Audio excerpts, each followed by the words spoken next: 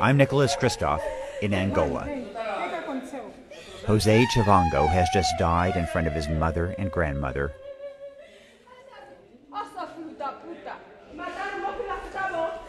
A foreign doctor tries to revive Jose, but it's too late. Nurses are helpless. You're seeing cases like this all the time. What do you feel when you have these kids dying unnecessarily?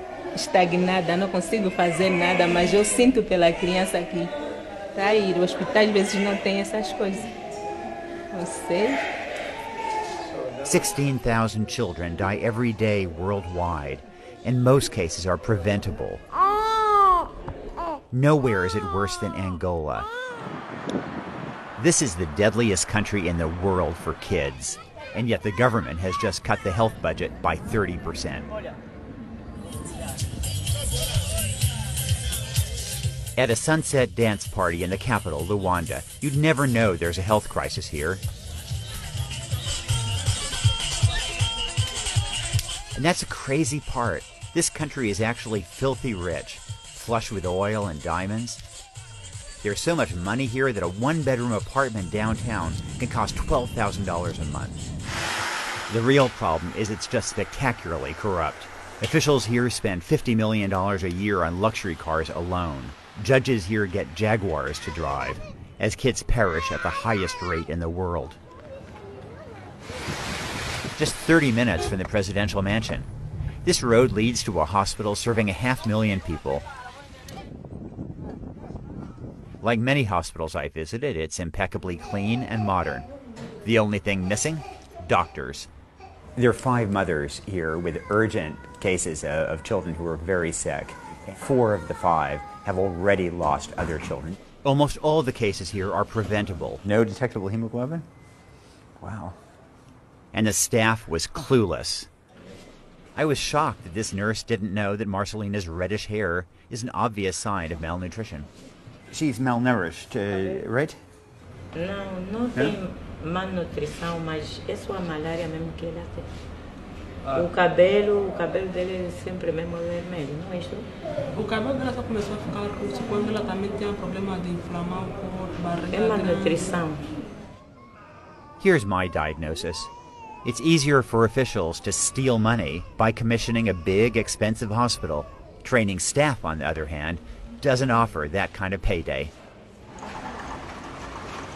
President Jose dos Santos has ruled for 36 years through a brutal civil war that ended in 2002. He's used the country's oil wealth to enrich his cronies as kids die. But I know the president cares about at least one child. After all, he turned his daughter, Isabel, into Africa's youngest billionaire. Both of them ignored my interview requests. But if you want the government's perspective on how things are going here, look at this poster. It's a warning about junk food on the walls of many public hospitals, and it's hanging above kids dying of malnutrition. Angola, rich oil country, diamonds? How can this be? The government won't spend the money to make it change. Stephen Foster is an American missionary surgeon who has worked for 37 years in Angola. He runs a hospital for the poor overlooking the city of Lubango in southwest Angola. And it was sticking out of the leg? Yeah, broke right through. The suffering is biblical. Complications of severe malnutrition left this 10-year-old with a bone infection and his femur broken and protruding through the skin. Nobody took an x-ray for another year. Dr. Foster saved his life and leg. You don't need to make any new discoveries to prevent typhoid fever. You don't need to make any discoveries to provide better nutrition to children. The reality is that these kids in the hospitals are the lucky ones. 50% of Angolans don't have access to health care at all. So what I've been seeing in the last few days, kids dying of malaria, of severe acute malnutrition, that is the better half of Angolan health care. You've seen the best. That's what's happening as the best. Yes, exactly. Boy. If you dropped in here in a time capsule back in 1750, it's the kind of medicine that you can get 10 kilometers down the road here. So this is what it's like to drive back in time. It takes 8 hours down barely passable roads to get to a series of villages near Melange, east of the capital. No schools, no clean water. The only clinic in the region has been sealed shut for at least a year. I couldn't imagine suffering worse than what I'd seen in the hospitals. Then I met Delfina Fernandez. The hardest thing for any parent is to lose a child, and you've lost 10 children. Whose fault is that? Não estava lá médico, enfermeiro não estava. Tem que tirar medicamento desse de raiz, não aguenta. Delfina is blind in one eye and suffers from rotting teeth that cause agonizing pain every waking moment. She doesn't even know that Angola is rich. The only petroleum in her world is the gasoline that she uses to rinse her mouth to numb her toothache. Do you know whether Angola has a lot of oil and gas? Aquele só tem que comprar para meter aqui dentro, para matar só aquele bicho que está lá. Meter na lockdown, para meter só aqui. Petróleo? É. The one thing the Angolan government does offer is free family planning. Let's go inside and see what we find. This clinic in Lubango is packed with women who would love to get birth control. Are these available right now or not? Não, mandamos comprar, não está disponível, não temos. The nurse admitted that the shortage is a nationwide problem. She blamed it on the falling price of oil. But the country is still rich enough to build skyscrapers in Luanda, but not quite rich enough to provide injectables for these women at $15 a person. I know that aid programs give free medicine to Angola, so if the medicine isn't in hospitals, where is it? Do you have anti-malarials? So it says not for retail sale. We contacted the manufacturer, Novartis, and it confirmed that the drug was indeed a donation. So are there many doctors and nurses who sell medicines that they have on the black market? Se eles tiram, vem nos vender nós porque aquela é coisa que mais dinheiro, que eles é dinheiro. What is happening in Angola is beyond belief, and it happens in broad daylight. Rafael Marques de Moraes is a courageous journalist who's been jailed for exposing government corruption.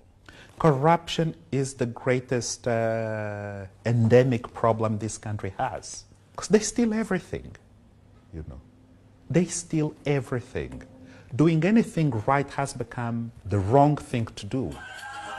If Angola had 10 whistleblowers like Rafael, there'd be a lot of lives saved. But the Angolan government has prosecuted Rafael as a criminal. The United States and European Union should support him more publicly. The president's private house, here you don't feel. The U.S.-Angola relationship is a love fest, which makes us complicit. Our assistance just lets wealthy Angolans off the hook as we subsidize their lavish lifestyles. Instead of giving money, we should be demanding accountability. And let's not forget about Western oil companies that occupy these towers.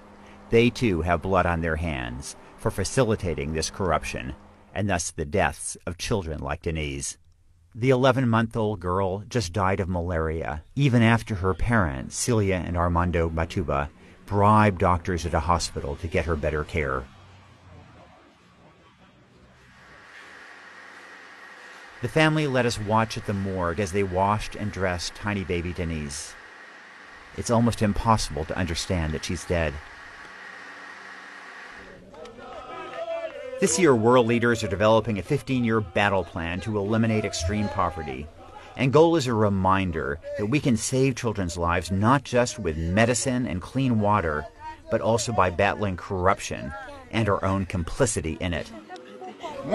Essa criança, nenhum mal ela cometeu.